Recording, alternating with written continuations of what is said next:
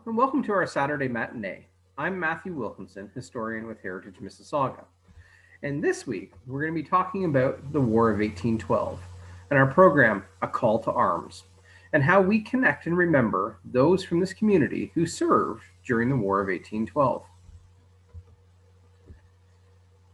When the Second Brock Monument was created in 1853 or unveiled in 1853, a veteran of the Second York was chosen as a speaker. His name was William Hamilton Merritt from St. Catharines.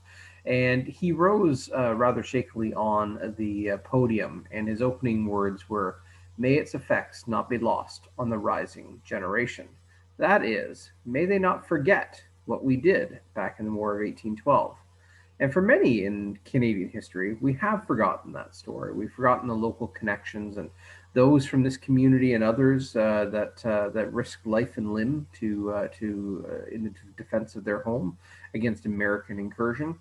And so that's what we'll focus on here today. Although, again, no battles were ever fought within the bounds of historic Mississauga. People from this community did serve and did find themselves in harm's way during the course of the war. So making connections to local Mississauga, historic Mississauga at the time, then known as Toronto Township. Mississauga, to give a little bit of geographic background to the life and the times during the War of 1812. What we know of Mississauga today only encompassed from the waterfront to a depth of 6 miles, which is Eglinton Avenue today. So everything north of Eglinton Avenue was still Indigenous Mississauga's territory at the time. So settlement was confined to kind of what is the southern half of Mississauga today, Eglinton Avenue southward, but also excluded 1 mile on each side of the Credit River. So we're dealing with a smaller geography that was then known as Toronto Township. During the course of the war, in terms of militia service, we've identified 57 people. 57 men who either lived in or owned land in historic Mississauga who served during the War of 1812. The average age of those 57 individuals is 27 years old. In addition, we've identified 32 other people with connections to historic Mississauga, most often in people that served in the war elsewhere and moved to this area in the years following the war. Those people, many of them are buried within the city of Mississauga today. So of the combined 57 people who lived in this community and 32 others who had connections here, who lived here or connected here after the war, those 89 names, we've identified 45 graves which have been photographed. Of those 45, 37 of them lie buried in Mississauga. So you talk about really a young city with old roots. We have 37 known veterans of the War of 1812 buried within what is now the city of Mississauga. Giving you kind of a brief background to the war, we're opening and closing with the local connections, but we're going to give a really brief timeline overview of the War of 1812. The North American frontier during 1812 looked something similar to this. That is, the borders were essentially the same as they are today. So everything north of the St. Lawrence and the Great Lakes, that is Canadian territory at the time, part of British territory. And everything to the south was the continental United States. And very similar to the population comparisons today, about 10 times more people lived in the United States than in Canada. And that's roughly a similar stat that we see today. More people live south of the border. Corresponding with more people living there, you have more networks of roads and transportation systems and the like south of the border than you did in Canada at the time of the outbreak of the war. The United States had more manpower, they had more resources. They did not have necessarily a system that was able to make best use of those, at least in the outset of the war, make best use of the raw material, if you will, and the manpower that they had. Even though outnumbered and out-resourced is a proper term, the British in Canada could move and make decisions very effectively and move what resources and manpower they had very effectively at the time that war was declared. So you kind of had this almost these polar opposites that were aligned against each other within the early stages of the war. So giving you kind of a build up to the war. War didn't come out of nowhere in 1812. There were kind of push-pull factors leading up to the war, including elections that saw younger politicians who were agitating for greater authority and ultimate war with Great Britain. Great Britain was the world's largest power at the time. They were certainly supreme naval power. Really in the empire building mode at the time. So the United States is this fledgling breakaway colony that has the audacity, in a sense, to poke the bear. In that sense, they're poking at or protesting against Great Britain at the time that Great Britain is embroiled in its largest conflict against Napoleon in Europe. So, the old adage again, poking the bear. What better time to poke the bear when the bear is looking in an opposite direction? British, in kind of basic terms, the British North America were opposing westward expansion in the United States in what they viewed as indigenous territory at the time. They also exercised something known as impressment. That was larger, more heavily gunned British warships would stop American sailing vessels and impress into Royal Navy service anyone who they deemed to be an escaped British subject, if you will. That caused some issues again around sovereignty and protecting a nation's interests. The British exercised some naval blockades when the United States started to trade with France, even though, again, the United States were an independent power at the time without British allegiance. Britain continued to, in a sense, view them as a lesser colony. The Chesapeake Fair was a brief naval battle off of Norfolk in which a British ship opened fire on the Chesapeake, an American warship, and decimating the ship and the crew. That was obviously not met with great enthusiasm in the United States Parliament. And again, the election of younger politicians hungrier for war and for throwing off what they viewed as kind of the British yoke and the war hawks. And also the Battle of Tippecanoe. At the time of westward expansion, American forces came into altercations with the indigenous warriors. And the Battle of Tippecanoe was one of the major battles that were fought, and the victorious American forces, after the indigenous warriors had left us, retreated, the American forces found what they reported as a cache of British weapons, which was interpreted that the British were supporting the Shawnee and the uprising or the resistance at the Battle of Tippecanoe. All of these things kind of pushed the teeter-totter, if you will, towards war. In 1911, Thomas Jefferson had arisen in Congress to make a speech that translates or is said to be the acquisition of Canada will be a mere matter of marching. That is, they anticipated that Canadians would welcome Americans in overthrowing the British, and the incorrect perception that Canadians wish to be American. That, of course, was not the case, and really historians have been dining out on the phrase by Thomas Jefferson for decades. How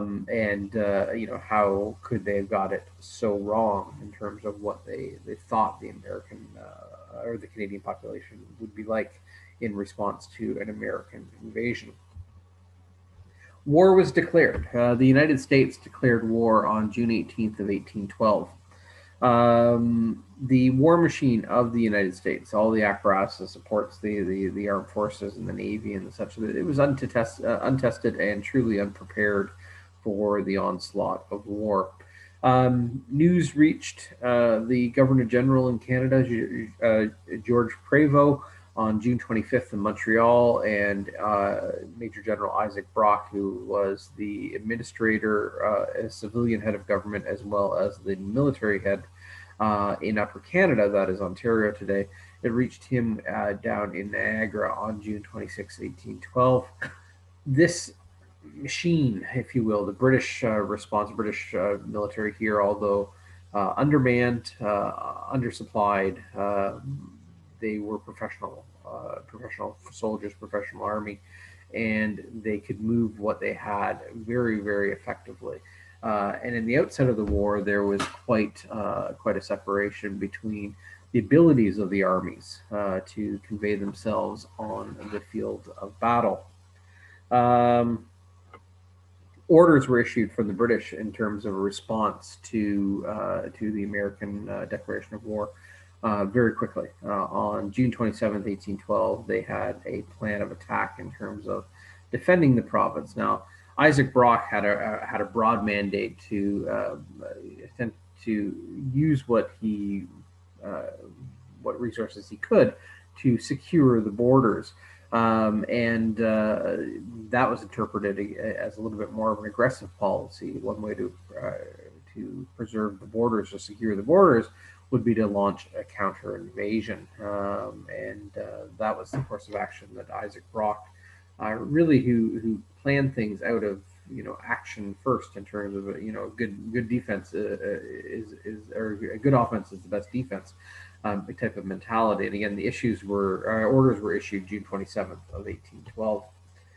The war itself is sometimes very rightfully viewed as a very long and confusing timeline.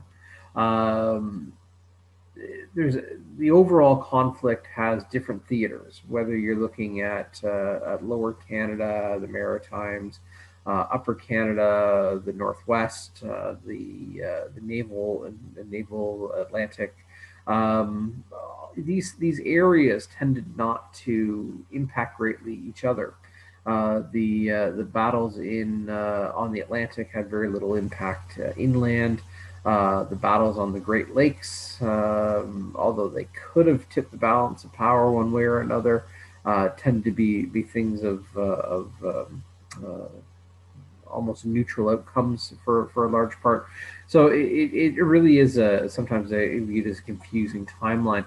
There are over 283 engagements on land and 74 engagements on water. Depending what you call an engagement, those numbers can fluctuate somewhat as well. There were countless skirmishes. Things were hampered with slow communications, with weather and the seasons. So this is a long, drawn-out conflict with lots of different theaters of the war, and some of which were unrelated entirely to what was happening elsewhere in Canada and the United States at the same time. So it becomes quite a challenging thing to try to make some sense of.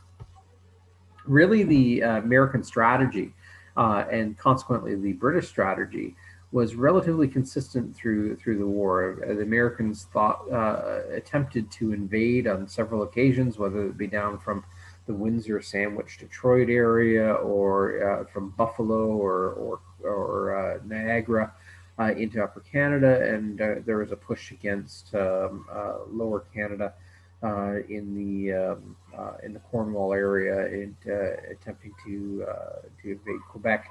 None of which really happened. It almost is a mentality of constantly throwing against the wall, hoping something is going to stick. And with a few moments of where Americans do manage to gain a foothold, for the vast majority of it, the tactics do not work in very simplistic terms. But nonetheless, the strategy is a simple one. The American strategy was to invade, to fight the enemy on their territory, and the British strategy was to defend and push the Americans out as best they could. So when we look at it, it really, connecting closely to home and to the activities of the militia veterans who served from this community, who largely served along the Niagara Frontier. We will focus on the war along the Niagara. It was a contested border and a very close border. You could see the American side and the Canadian side from each other. This picture here is Newark, that is Niagara on the lake, looking across the Niagara River to Fort Niagara, which is the American bastion during the War of 1812. That fort is still there today. And you can see just how close these entities are in proximity. So you're going to war, and the opponent has cannon that can hit your town. So you're talking about the close calls, if you will. There are stories in Niagara of cannonballs bouncing down the street and flaming shot, lighting buildings on fire and such.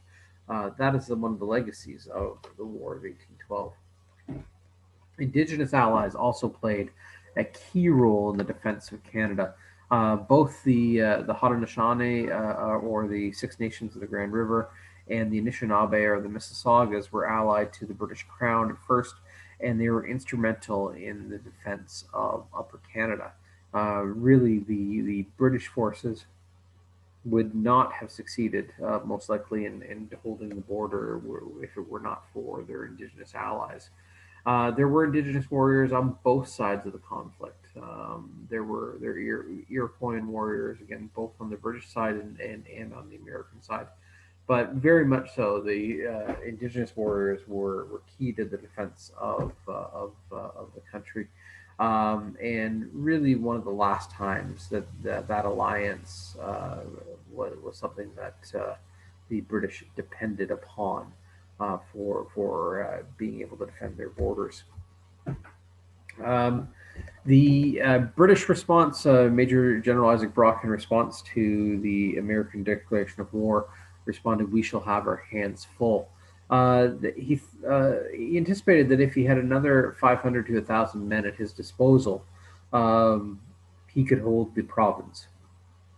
The problem was he didn't have that, so he had to augment his forces with militia, undertrained, relatively unskilled compared to British regular soldiers, volunteer militia from the Canadian population. There were, in the province to his control at first, there were approximately 600 regulars, and effectively they could deploy 1,000 militia at a single time, but it was relatively considered unsafe to do so. There were 4 divisions created, stationed throughout the Niagara Frontier, and militia could be called out when required to augment the regulars, also be involved in garrison duty, road maintenance, transport, etc. Also civilian oriented but connected to the war effort was the Provincial Marine. And as the war evolved and the service evolved, you had many of the Provincial Marine connections morphed into the Royal Navy, which was focused out of Queenston, but it was manned largely by people from Canada, and so you find veterans who served within the Royal Navy who had connections to the War of 1812. The militia, understanding the militia and our guys, how our soldiers, our militiamen, if you will, soldiers, a little bit of an incorrect term, but how our militiamen connected to their service during the war.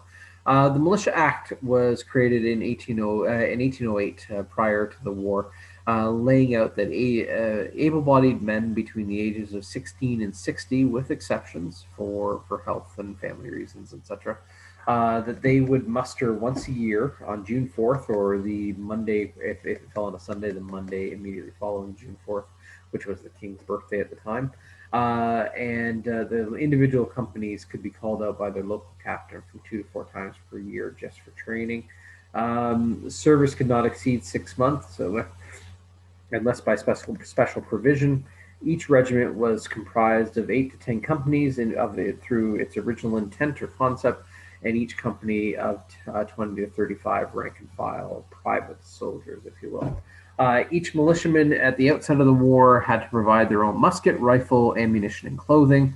What identified a Canadian militiaman was a white band taped or wrapped on the arm. Volunteers could be augmented by ballots. That is, if a company was called out and not enough volunteers showed up, that they could ballot and basically force people to serve in the militia itself. Historic Mississauga, to the best of our knowledge, never resorted to ballots, which means that they always had enough volunteers when called out. The militia, however, was not a static thing, and it evolved continuously throughout the war. At the beginning of the war, just before the beginning of the war, something called flank companies were created, which came out of the embodied militia, but they were anticipated to draw younger, stronger, taller, faster young men to their ranks. And flank companies were intended to be the active service branch of the militia, and then the embodied militia could focus on things like wagon depot and road maintenance and garrison duty and the like. The flank companies would be trained up to 6 times per year, but the only problem was they were created just in either late May or early June of 1812, and with the anticipation of being trained 6 times per month. Well, of course, war is declared in June of 1812, and the question would be, how experienced or able were the militia volunteers? And the answer is they weren't. They were quite raw, quite new, untested, untried, and from the British military perspective, at first, not to be trusted on the field. The militia further refined itself. A standing body of militia was created in 1813, what became known as the Volunteer Battalion of Incorporated Militia of Upper Canada. This was Canada's really first attempt at creating a landed army of its own and not just relying on British protection. Also, things that the militiamen would serve in Royal Artillery drivers, something which was also known as the Car Brigade, and also the Wagon Department. And Royal Artillery drivers are the carriage teams that brings the artillery from one location to another, as well as the ammunition, cannons, if you will. And the wagon department were connected to the commissariat for supplies, and militia would transport those over long distances to the British front. So engagements took place along the Niagara Frontier. So in terms of the Second York itself, there were engagements elsewhere in Upper Canada and Lower Canada, York, of course, and was Toronto, but for the most part, the focus of the Second York falls to the Niagara Frontier. Militia volunteers of the Second York, which at the time were the catchment basin for the Second York, included historic Mississauga. They mustered at Burlington Heights and were largely deployed along the Niagara Frontier, quite often in association with some direct support function like the British Supply Depot or something along those lines. Significant battles, again, took place elsewhere from other than the Niagara Frontier, including along the St. Lawrence River, the battles of Chateauguay and Chrysler's Farm, and Plattsburgh, amongst many, many others. So again, we mentioned earlier when war was declared, only in a matter of a day, if not a few hours, orders were issued on the best course of action for defense of the province. The Isaac Brock was charged with securing the border, which he interpreted, again, an offensive action was the best way to deter the enemy. And 2 early captures by British forces included Fort Mackinac, up at the north end of Lake Huron, which fell to British forces in July 17th of 1812. Within the first few weeks of the war, really was a surprise invasion by British and Indigenous Allies, because those defending the fort were not aware that war had been declared. And the next major action was that of the capture of Fort Detroit by the British. The only time that the famed Shawnee leader Tecumseh and Sir Isaac Brock met in person was at the capture of Fort Detroit in August of 1812. Rather embarrassing moment for the American forces, in that Isaac Brock and the British forces kind of engaged in a little bit of hide and seek, if you will. They had their Indigenous allies form single files and run around forests, making war cries and confusing the enemy on their numbers, making them think that there is much, much more than there actually was. And Isaac Brock outfitted the civilian militia in cast-off old British coats, so they wore red. And from the defending Americans' perspective, it looks like to them there would have been more soldiers, redcoats, if you will, than there actually were. The effect of it, the result was the very quick surrender by Major General Hull of Fort Detroit, and the only time in American history that a white flag has been flown on home soil in terms of surrendering, and that was the capture of Fort Detroit in August on August 16th of 1812. Again, looking at the close proximity, this picture here is from the American Fort Niagara, looking across the river towards Fort George. And you can see really how close these neighbors, now enemies, are from each other. It's really, really close. You can see to this day from one side to another. Artist renditions also capture that. There's, of course, the Niagara River towards Lake Ontario from Queenston Heights, the height of land at Queenston Heights. That's the village of Queenston just down on the bottom. That'll factor into our story in a moment. And then, early graphs you can see down at the bottom here. This is Fort Niagara, the American fort. Over here is the historic British fort known as Fort George. And then over here was a fort that was intended to be built, known as Fort Mississauga. It was never completed to what its intention was, at least in time for service in the war, and ultimately this property was no longer functioning as a fort within a few short years of the war coming to a close. But you can see how very close these places are in proximity to each other, literally right across the river. The Battle of Queenston Heights. Many people in Canadian history have heard about the Battle of Queenston Heights, but maybe don't know the local connections as to why we honor it.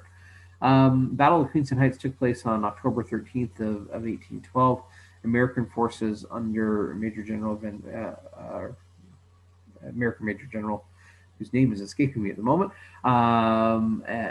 launched an invasion across the Niagara River into Canadian territory. And the British were aware that Americans were amassing. They weren't positive where the attack would actually come. There were some thoughts that the attack would come on Fort George itself or further along the Niagara River. So they had outposts along the way that would kind of warn against a British attack. Well, the focal point for Van Rensselaer's army was Queenston, and their cannons opened up on the target. They effected a large river crossing, although that was met with some challenges, and not everyone crossed, and so on. We can go into a lot of detail about Queenston Heights in terms of its course of action during the day. But in simple terms, the American forces landed at Queenston. After kind of a short push against the outnumbered defenders, they were able to capture the heights or the hill above the town, so they held a very strong defensive position. And at that time, the American capturing the heights, Major General Isaac Brock, who was awoken by the sound of cannon fire and by a messenger at Fort George, had ridden in haste to Queenston, commanding the militia to follow him there. Once in Queenston, he took lead of the defending forces, and he rallied them to basically make a run or a push up the hill towards the Americans who were at the top of the hill and had strategic high ground. But nonetheless, the push was made. The British forces attacking uphill behind their general, who, being seen as a man of action, was leading his forces. And it was at that moment when an American rifleman stood up, leveled his musket, and shot at Major General Isaac Brock, hitting him in the chest. His famous last words are attributed to, amongst other things, to be push on the York Volunteers, or push on the brave York Volunteers. It's interpreted that his last words were to push the militia forward, but he died almost immediately from his wound. Was a major loss to the to the defending British at the time. Ultimately, the victor of the day goes to Brock's second in command, who, upon Brock's death, takes over overall command of the army, and that is Major General Roger Hale Sheaffe. Sheaffe did not enjoy the popularity that Isaac Brock did, but Isaac Brock was seen as a very gregarious individual, where Roger Sheaffe was seen more of kind of a strict disciplinarian military man. But Roger Hale Sheaffe, taking caution from the fall of Brock, marshaled his troops, marched them around, and attacked the defenders from level ground on the other side of the hill, where they would be at least on equal footing. They advanced in columns. They let out 2 volleys, and then from the smoke, the attacking British came charging with bayonets. The defending Americans, by and large, breaking nerve and fleeing, many of whom tumbled down the cliff and drowned in the Niagara River.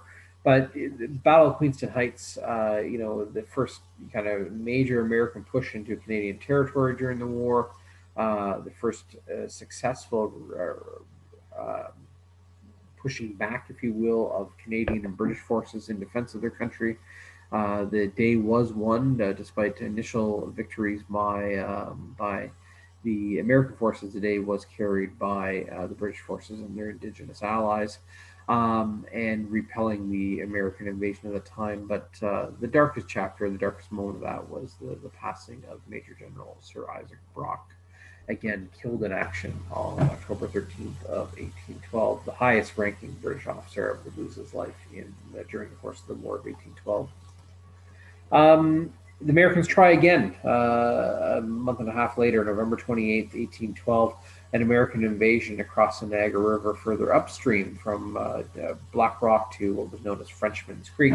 And this was repelled by a successful British counterattack, if you will. And the militias were involved in that as well. Skipping forward in time, the first successful foray of American attack, and we're not dealing a lot with the story of the Great Lakes on that. Those are many of the things we're talking about here today. If you want to read more, there are some fantastic book resources out there that can shed more light on these. Lords of the Lake by Robert Malcolmson. A phenomenal resource, as is the story of the capture of York, capital in flames.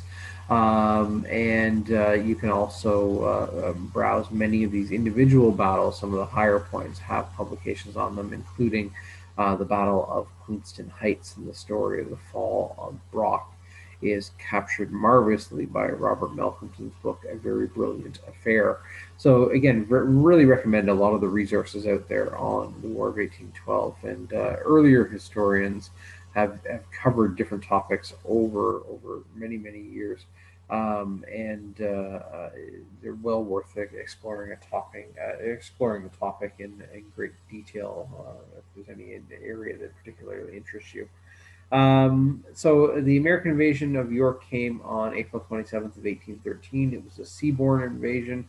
That is, the landing American troops were transported along the lake from different locations aboard a large American flotilla, which basically encounters the British on their landing just outside of where the C&E is today. And you see this gradual push into British territory by American soldiers, although ably resisted for a time by defending British and Indigenous allies. But ultimately, the Americans do make and hold a footfall on the border, and the subsequent invasion of Fort York and the town of York continues immediately afterwards, to the point where the Americans capture the town and the fort, and the British garrison flees or retreats all the way to Kingston. King's Head Inn in Burlington Beach, May 10th of 1813, immediately following the American capture of York. The American Navy attacked and burned a British supply depot at Burlington Heights, which is known again as the King's Head Inn. The King's Head End was garrisoned by the militia of the 2nd York, and that is individuals from this community were active in the defense of Kingston of the King's Head Inn.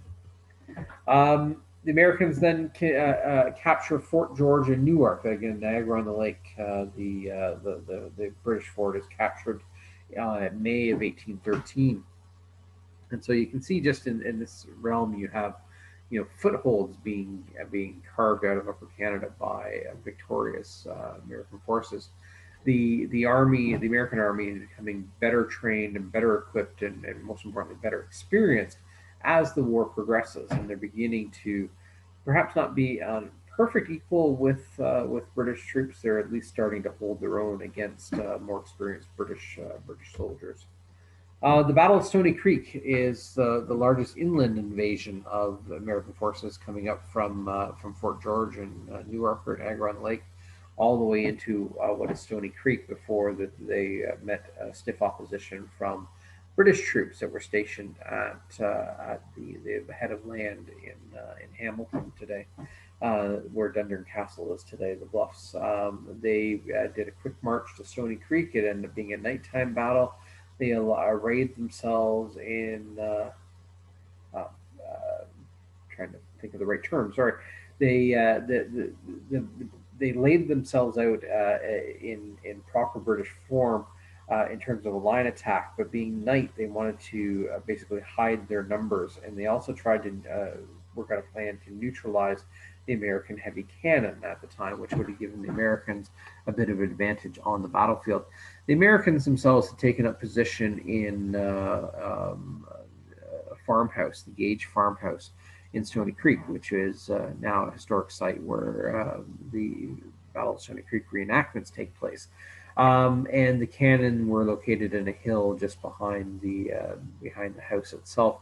And so the decision was made to take volunteers who would charge the cannons, and they were to take out their flints so there'd be no sparking. They were to run silently in the cover of darkness to the cannon location with the attempt of capturing the cannons.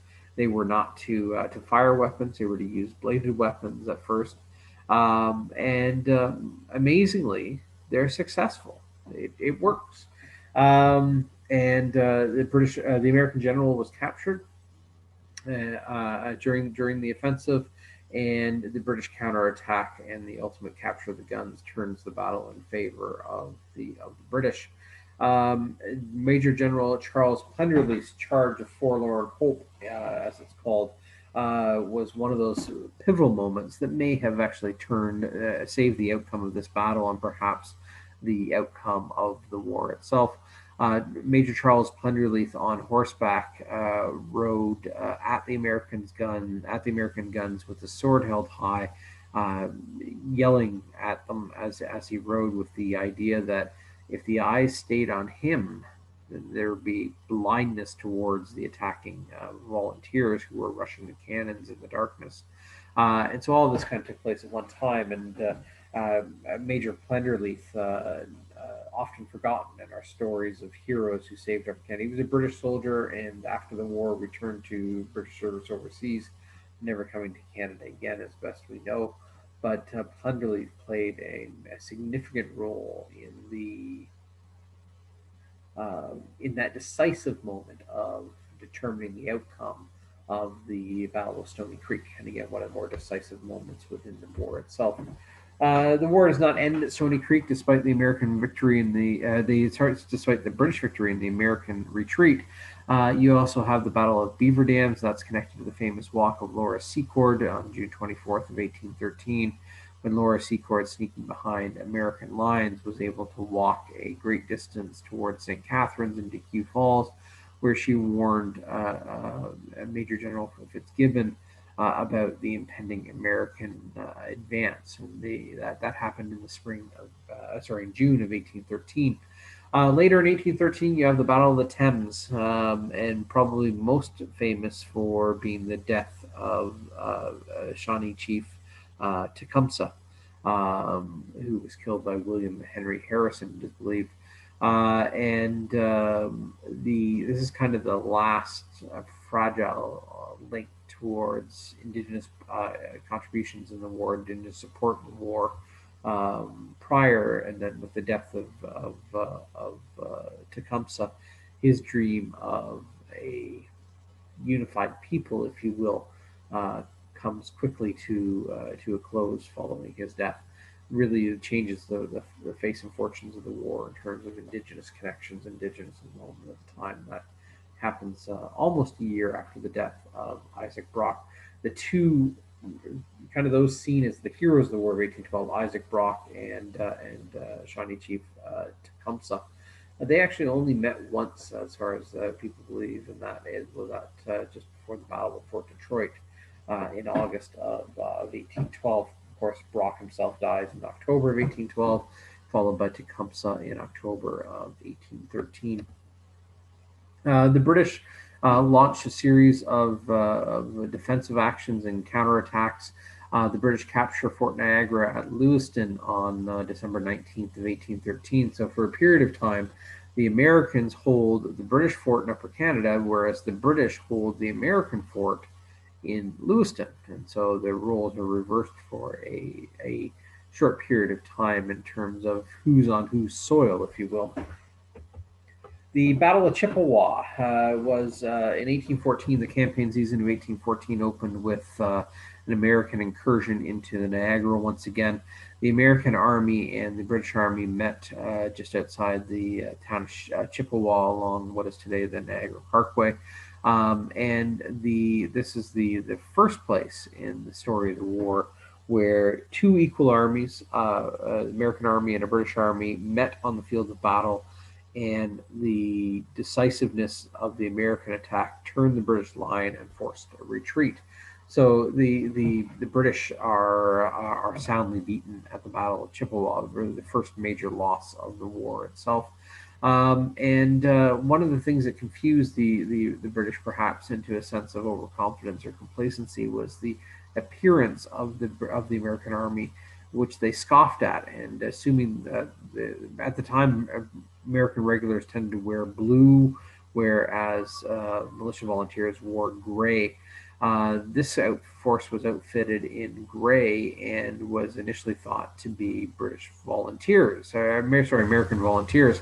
When battle was engaged and the British General Phineas Riall noted that the calmness and structure within the American ranks and how they stepped forward when a soldier fell and the like, that these were trained soldiers, and he has the famous quote of, "By God, these are regulars," realizing that they faced an uphill battle, being outnumbered now by a troop that had learned an army corps that had learned under fire how to direct themselves on the field of action. Battle of Lundy's Lane takes place a short while later after the Battle of Chippewa. The same armies meet again. This time it was a nighttime battle in a churchyard on Lundy's Lane. The cemetery is still there today.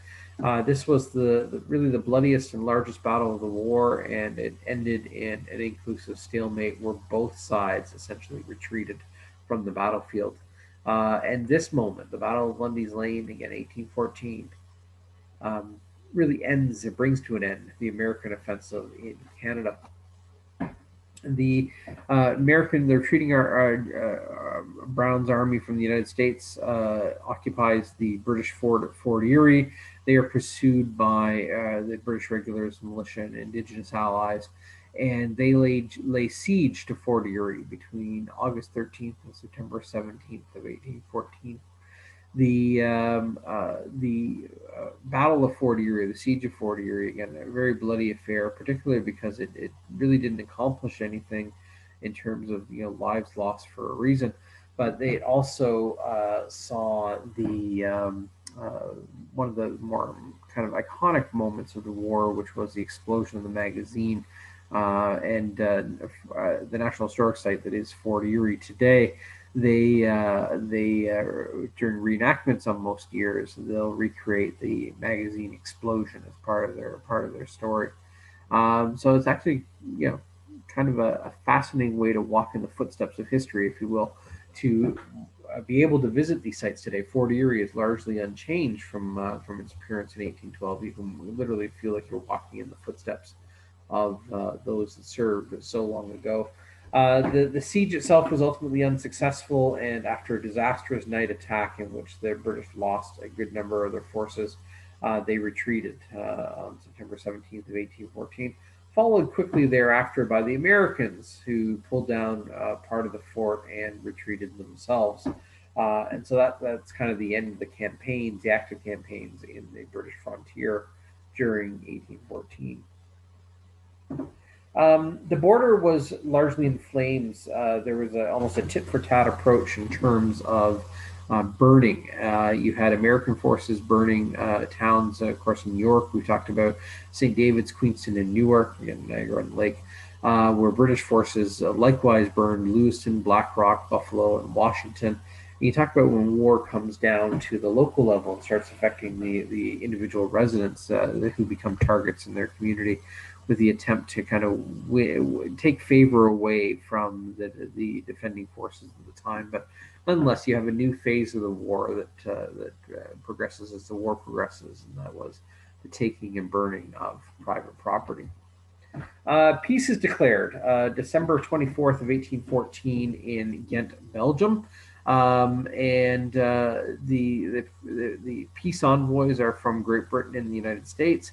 There is not a representative from Canada, nor are Indigenous rights recognized as part of the 1812 treaty. So again, Treaty of Ghent, December 24th, 1814, bringing about the end of the war. The only challenge was news traveled slowly, and the document, the agreement, was signed in Belgium. News then had to come back to North America, and as they were waiting for news, things continued to happen, even though the Treaty of Ghent was already signed. It took several weeks for the news of the peace treaty to reach North America, and battles continued to be fought sporadically during that time period, again without knowledge that the peace had been agreed, including the famed Battle of New Orleans that took place on January 8th of 1815. And so you have the slow progression of the war while they await news from overseas. The peace treaty, the notice of the peace treaty initially went to the United States Congress. Canada was not more or less included initially in that, although news does travel. So the news of the peace treaty reached the United States on February 18th of 1815. March 1st of 1815, news reached news reached Prevost, Governor General George Prevost in Montreal on March 1st. Part of the stipulation of the peace treaty to end the war was that the border would return to the pre-1812 state. All prisoners, all captured materials, boats, etc., were to be returned. So almost in a sense that they would pretend, at least by paperwork, that the war never happened. Of course, it did. We have those stories that connect to it, but the intent was basically, let's turn our page on the history of this, and we'll look at it in different ways. But territorial claims by Indigenous allies were not part of the peace treaty claims, nor were the concerns of actual residents of Upper Canadians and Lower Canadians at the time.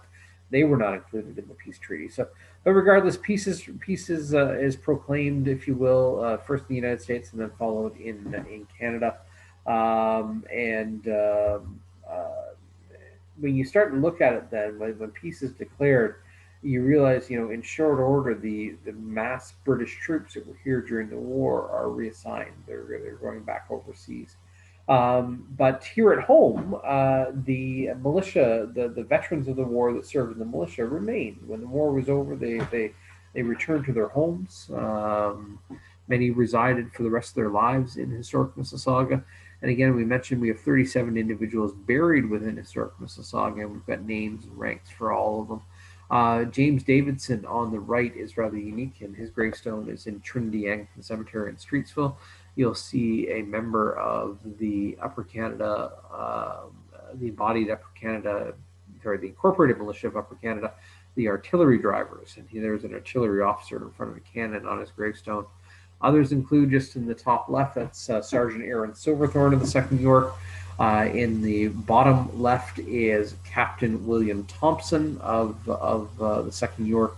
And then on the bottom right there is Private Amos Wilcox of the 2nd York. We certainly have a number of pictures, although not as many as we would like, of course.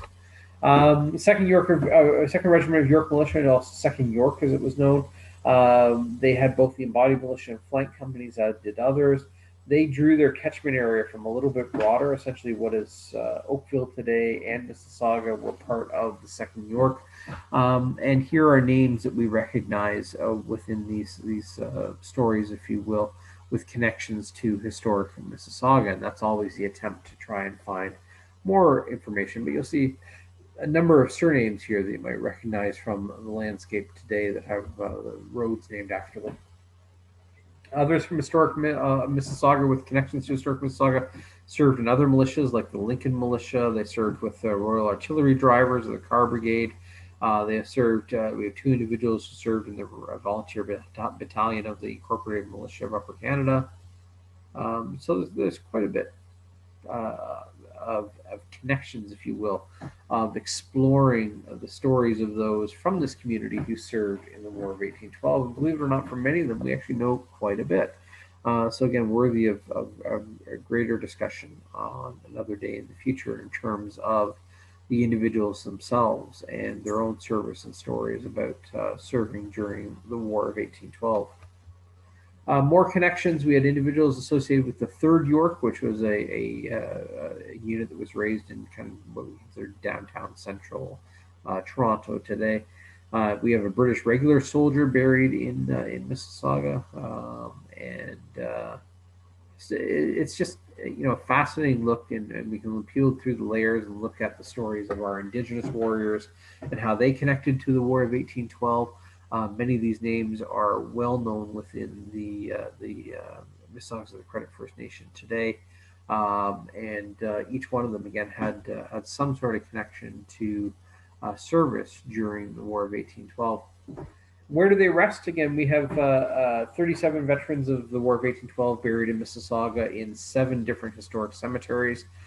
They range from Dixie Union Cemetery at Cawthron Dundas, and St. Peter's Anglican Cemetery, Arundel Cosmopolitan Cemetery, Spring Creek Cemetery down in Clarkson, Britannia United Church Cemetery at Britannia and here Ontario Street. Our veterans are all around us, and it's a fascinating thing to think about in terms of a young city with old roots. Again, the sheer number of veterans of the War of 1812 that are buried in our city gives you an idea that wherever you live in the city, wherever you walk, somebody has lived or walked there before. It is a fascinating way to look at local history in terms of our own local connections to it. One of the things we've done at Heritage Mississauga, and also in the process of doing, is honoring veterans of the War of 1812 that are buried in 6 different cemeteries across our city. There was a medal that was available for purchase by veterans in the 1830s. It was known as the Upper Canada Preserve Medal, which was honoring the service of militia veterans and their protection of Canada, of the Canadian border. And so in doing so, we've created these 6 plaques that each of them talk to the veterans that are buried in those specific cemeteries. And on the plaque is emblazoned with a medal from the Upper Canada, the copy of the Upper Canada Preserved Medal. Sorry, those are the words I was struggling for. The cemeteries that are honored in this section include Spring Creek Cemetery, Arundel Cosmopolitan Cemetery, St. Peter's Anglican Cemetery, Dixie Union Cemetery, Streetsville Memorial Cemetery, and the Britannia United Church Cemetery. And these are all ways in which we've looked to commemorate and honor the veterans of the War of 1812 who are buried in historic Mississauga today. there's a picture of the plaque unveiling for Dixie Union Cemetery, which commemorates the veterans of the war who were buried on those grounds. With Captain Greg Carrero of 2nd York in the background, we see at the time MPP Brad Butt, the chair of Mississauga's 1812 committee, Duncan Willock, and local Ward 3 councillor Chris Fonseca as part of the plaque unveiling cemetery to the veterans of the War of 1812 that are buried in that cemetery. And again, there are 6 different cemeteries that are that do have plaques in them or will have plaques in them in the near future that honor our War of 1812 veterans. We also have locally, you'll have a chance to see them in the field once we're allowed to do so again. You have the 2nd York Militia, the 2nd Regiment of York Militia Reenactment Company, also known as Thompson's Company, named after the captain of the 2nd York during the War of 1812, Captain William Thompson. You can visit secondyork.com for more information on the company and their activities. And they do have an event, penciled in the calendar. Hopefully it can take place, COVID allowing. The Engagement of Bradley 1812 reenactment weekend takes place October 2nd and 3rd, 2021 this year. Fingers crossed that we can do so. And you can meet the boys in green and see them defend in a reenactment world, the border of Mississauga, and an exceptional unit to connect with and to see them in action. And that brings us to an end of our look at the War of 1812 and local Mississauga connections. It is a fascinating chapter of our story. And thank you for spending some time with us here at our Saturday matinee as we explore all things related to the War of 1812. Thank you.